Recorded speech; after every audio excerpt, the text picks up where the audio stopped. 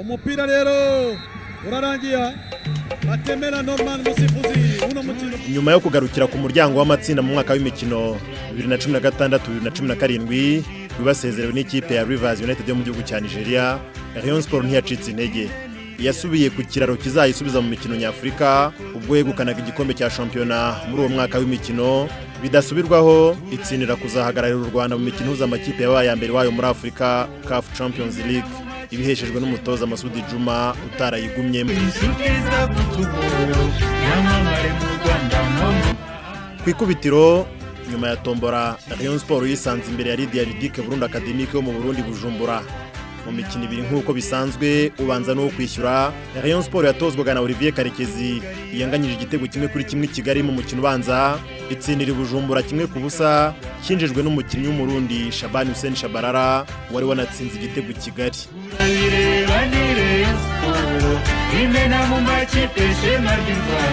Urugendo rurakomeza ari nako rukomera. Rayon Sport yahise itangira gutozwa n'umubirigi Van Minart yari ibizi neza hakiri kare ko imbere itegerejwe n'igihangange Mamelodi Sundowns yo muri Afrika y'Epfo. Iyo kipe ikungahaye cyane yabanje Kigali ihanganyiriza ubusa ku busa mbere y'uko mu rugo i Johannesburg ihatsindira Rayon Sport 2 ku busa ishyira akadomo ku rugendo rwa Rayon Sport mu mikino ya CAF Champions League.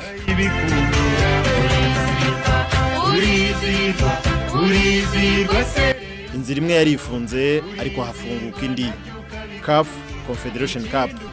Ikipe zose zasezerewe muri Champions League muri icyo cyiciro cya kabiri wakunze kwita round 2 zahise zerekeza muri CAF Confederation Cup, nuko binyuze muri tombora Rayon Sport ihuzwa na Costa do Sol yo mu gihugu cya Mozambique. Mu mvura yo mu vumbi kuri stade ya Kigali Nyamirambo, Costa do Sol yahakubitiwe ibitego 3 ku busa bya Shabani Hussein Shabarara na Muhire Kevin bakunze kwita Runi. Benshi mu bakunda Rayon batangira kwizera ko iyo kipe y'Imaputo bazayisezerera kandi byoroshye. Ibyo koroha byo byari kure kuko mu mahanga harahanda. Rayon Sport yakubitiwe y'ibitego 2 ku busa mu mukino yarushijwe cyane, gusa yirinda ingorane yari guhura nazo yitsindwa icya gatatu, nuko bwa mbere mu mateka yayo n'ay'u Rwanda yinjira mu mikino y'amatsinda ya CAF Confederation Cup. Si kenshi abakurikira umupira w'amaguru muri iki gihugu babonye abafana buzuye imihanda ya Kigali baririmba banyurana na moto n'imodoka zitatse amabara y'ubururu n'umweru saa 9 z'ijoro kuva ku kibuga cy'indege mpuzamahanga cya Kigali Kanombe kugera i Nyamirambo kuri stade ya Kigali, aho ibihumbi by'abafana bari bagiye kwakirira ikipe yabo yari itahanye ishema n'isheje.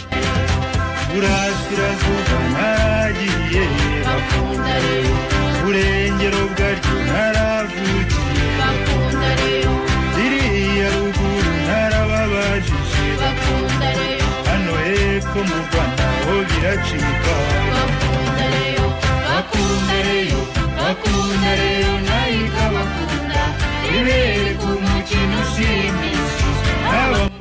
Gikundiro nk'uko bayibyinirira yishimiye bikomeye amateka yari ikoze, ariko ikomeza gutekereza urugamba runi rwari ruyitegereje, imikino y'amatsinda ahatsinda umugabo hagasiba undi. Rayon Sport binyuze muri tombora nanone yahise yisanga hamwe na Young Africans yo mu gihugu cya Tanzania, USM Alger yo muri Algeria na Gor Mahia yo muri Kenya. Ku rupapuro mu bigwi no ku ruhando nyafurika yewe no mu mafaranga Rayon Sport yasaga nk'aho ariyo kipe ntoya muri zo. Ibyo bikayiha amahirwe make cyane yo kuzafata umwanya umwe muri ibiri ya mbere uyemerera gukomeza muri kimwe cya kane kirangiza. Ku ikubitiro Rayon Sport yakiriye Gor Mahia Kigali, igitego cy'umunyarwanda Kagere Medi icyo gihe wakiniraga Gor Mahia nticyakanze cyane abariyo kuko Rutanga Eric kabuhariwe muri coup franc yahise ahagurutsa bari buzuye stade ya Kigali Nyamirambo, amakipe agabana amanota atyo. Umukino wa kabiri wabereye Dar es Salaam mu gihugu cya Tanzania, iminota 90 hagati ya Rayon Sport na Young Africans warangiye nta kipe ibashije kunyeganyeza inshundura, ariko Rayon ihakura inota rimwe. Umukino wa gatatu mu itsinda rya kane yawukinnye iri kumwe n'undi mutoza mushya umunya-Brazil Roberto Oliveira ubwo yakiraga USM Alger yarushaga andi makipe yo mu itsinda igitinyiro. Icyo gitinyiro yanagikoresheje itsinda Rayon Sport 2-1 nubwo umunyamari Rutahizamu Ismaila Diarra atabuze kwivumbamo igitego. Diarra kandi yananyeganyije inshundura ya Alger ubwo Rayon Sport yajyaga kuyishyura. Umukino warangiye ari igitego 1-1 Rayon Sport ariko abakinnyi bayo Ndayisenga Kasim, Christ Mbondi na Yannick Mukunzi bahagarikwa na CAF bazira guteza imvururu muri uwo mukino. Abo bakinnyi biyongereye ko ari kapiteni Ndayishimiye Eric Bakame wahagaritswe na Rayon Sport, Kwizera Pierrot wari warangije amasezerano, Diarra nawe wahise ava muri Rayon Sport, basanga Shabani Hussein Shabarara nawe wari umaze igihe agiye, Usengimana Faustin nawe wavuye muri ikipe n'abandi, ariko ntibyabuza Rayon Sport gutungura Gor Mahia iyikubitira iwayi Nairobi ibitego 2-1 yabimenye Imana Bonfils Caleb na Rutanga Eric bigarurira bikomeye Rayon Sport icyizere cyari cyarayoyotse, yongera gutekereza kimwe cya kane kirangiza.